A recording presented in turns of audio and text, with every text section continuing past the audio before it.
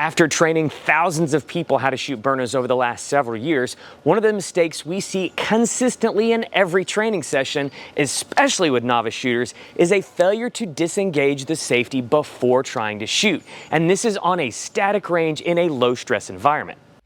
A tool is only as good as your ability to use it. So train early and train often. It's time to punch the clock. As we talked about in a recent Byrna Hot Take podcast, in a critical incident, our low brain takes over and drives our actions based on our previously trained responses. So if you're facing an attacker and you're a novice shooter, or you haven't done considerable training with a weapon that has an external safety, it is highly unlikely you will remember to disengage that safety, wasting valuable seconds. And this is exactly why we created the EP without an external safety. The more simple the system, the more likely you are to be able to successfully deploy it in a critical incident. So get out there and train early and train often, and choose the launcher that works best for you, so that if the time comes, you are prepared to defend.